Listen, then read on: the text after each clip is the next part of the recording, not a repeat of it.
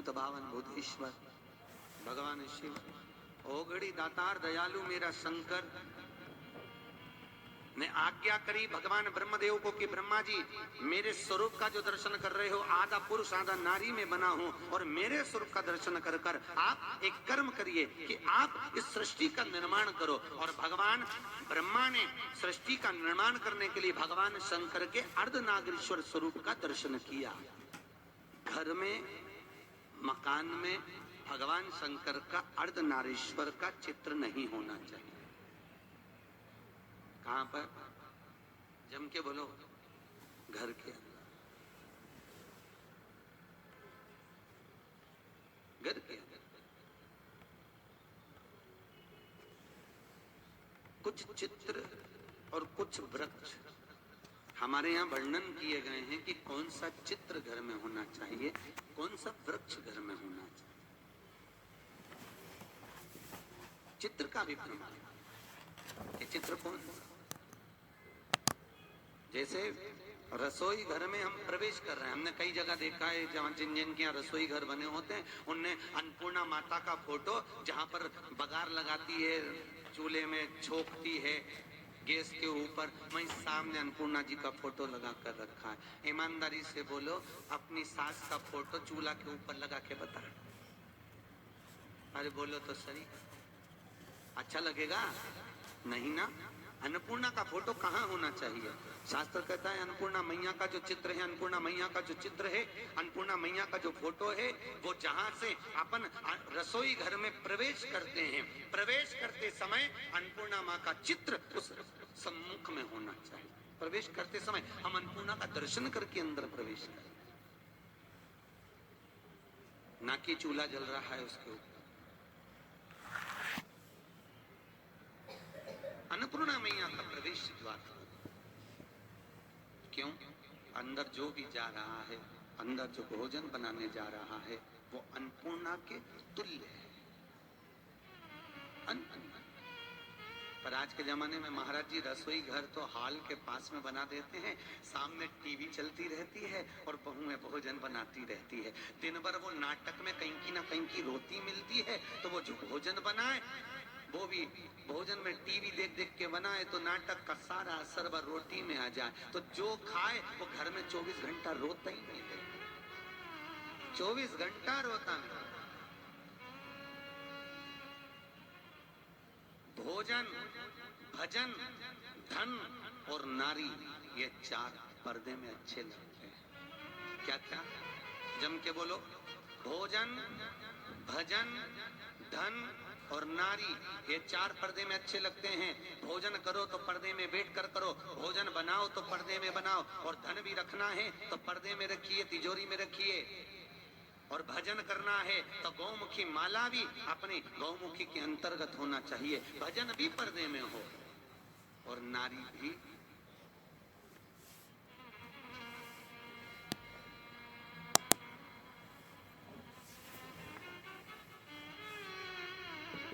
अब तीसरा दिन हो गया, बोलना नहीं पड़े जी जी हो, हमारा क्या जाए, हम तो बोल देते हैं कि देखो ये सब चीजों का बड़ा प्रमाण है।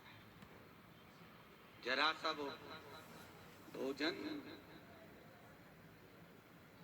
जरा सा भोजन, वो दुर्योधन ने कहा शकुनी मामा से, मामा मेरे इतने भाई मर रहे हैं और 5 पांडव नहीं मर रहे, अगर इनको मारना चाहे तो भीष्म पितामह 2 क्षण में मार दे। आखिर ये भीष्म पितामह को क्रोध क्यों नहीं आ रहा, इनको गुस्सा क्यों नहीं आ रहा? तो कहा इनको गुस्सा ना आने का कारण केवल इतना है क्योंकि भीष्म पितामह जब भोजन करने जाते हैं तो भोजन जो भीष्म पितामह करते हैं वो पर्दे में करते हैं। अगर भीष्म पितामह के भोजन पर चंडाल की दृष्टि पड़ जाए तो भीष्म पितामह को क्रोध आ जाए। तो मामा ये बताओ कि उस भीष्म पितामह के भोजन पर चंडाल की दृष्टि पड़ना है तो भीष्म पितामह तो एकांत में भोजन करते, पर्दे में भोजन करते, फिर मैं चंडाल कैसे भेजूं? इतने में शकुनी मामा ने कहा, भांजे तू चंडाल से कम है क्या? तेरी दृष्टि दे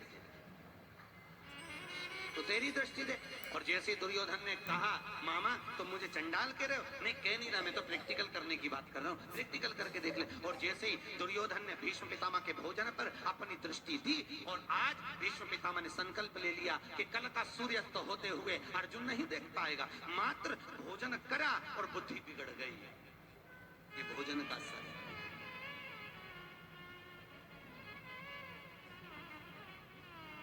शादी में, पार्टी में पति और पत्नी जब शादी में, विवाह में जाते हैं तो या तो उन दोनों का झगड़ा जाते समय होता है या फिर आते समय होता है। जरूर होता है, पक्का, बिल्कुल निश्चित।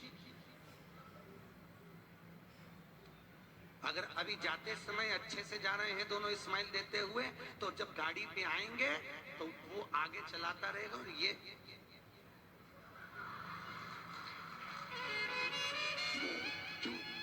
बोले आवाज तक कुछ आवाज वो बोलेगा, अरे बोल तो, हुआ क्या, बस तुमसे बोल दिया ना, चुपचाप चलो।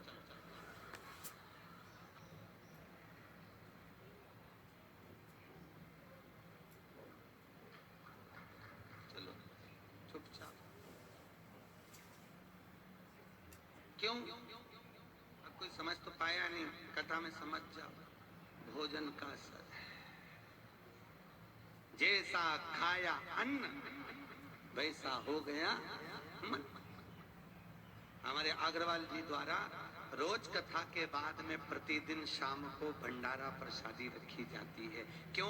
क्योंकि जो भोजन बन रहा है उसमें यहाँ की कथा का पूरा प्रेशर पड़ रहा है और वो अन्न शुद्ध होता जाता है। तो जितना खाकर जाएंगे, घर जाकर भी रात में भी सपने में शंकर जी नजर आएंगे, अब सपने में भी भोलेनाथ दिखेगा। और शादी पार्टी में से भोजन कर कर आओगे, अब रेंदो कथा पे चले,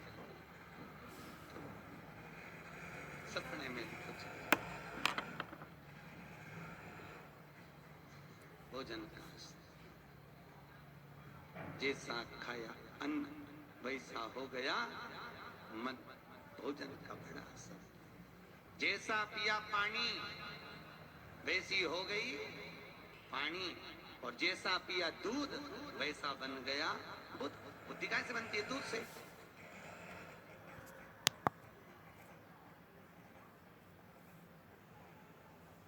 गौ माता का दूध पियोगे तो गाय जैसे निर्मल हो जाओगे, थैली का पियोगे तो थैली, डब्बा पियोगे तो डब्बा। तुम जैसा दुग्ध का पान कर रहे हो वैसी अपनी प्रवृत्ति बन रही है।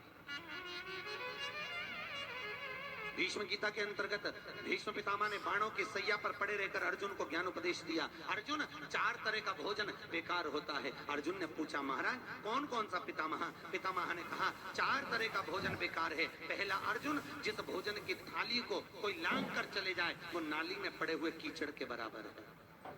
दूसरे नंबर का भोजन, जिस भोजन की थाली में ठोकर लग गई वो कीचड़ के बराबर है।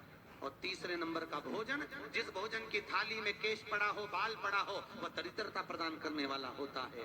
और चौथे नंबर का भोजन, अर्जुन सुन, पति और पत्नी अगर एक ही थाली में साथ बैठकर भोजन कर रहे हो तो वो मदिरा के बराबर होता है, मदिरा के तुल्य है।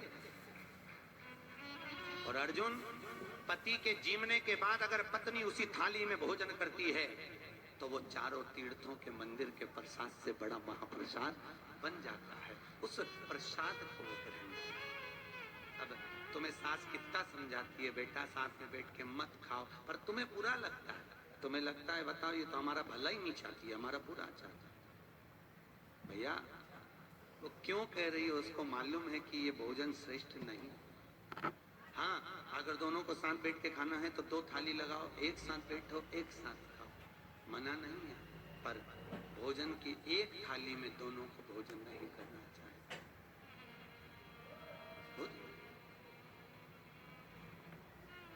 भाई, हमारी प्रवृत्ति, हमारी वृत्ति, हमारा सुख, हमारा मन भजन, भोजन, धन और नारी पर्दे में श्रेष्ठ लगे।